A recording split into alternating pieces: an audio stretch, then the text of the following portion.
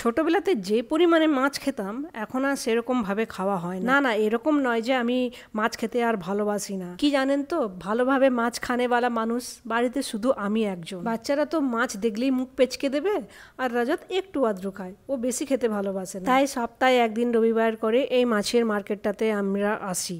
মানে এই মাছের মার্কেটটা আমরা অনেক দিন পর সন্ধান পেয়েছিলাম। আর এটা বায়োকন হেব্বাগড়ি যে মেট্রো স্টেশনটা আছে, সেই মেট্রো স্টেশনটার ঠিক অপোজিটে এই মার্কেটটা বসে। মানে এই একটা দোকান যেটা টার্প বিছিয়ে মাছ রাখে, সেটা একটাই থাকে, আর এভরি সানডেতে আসে, আর লাইভ ফিশ নিয়ে আসে, একদম টাটকা মাছগুলো নিয়ে আসে। খুবই তাড়াতাড়ি সেল হয়ে যায়।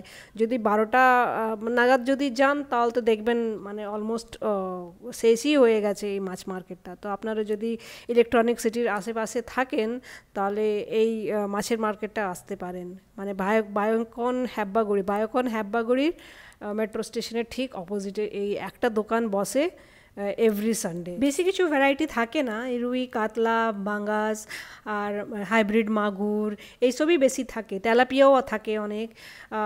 আর এক দুটো আমি একবার শোল মাছও পেয়েছিলাম, একটা শোল মাছ পেয়েছিলাম আমি সেখানে, বাট তারপর থেকে আর দেখিনি। কিন্তু রুই কাতলা যেটা থাকে না, খুবই টাটকা মাছ থাকে ওখানে।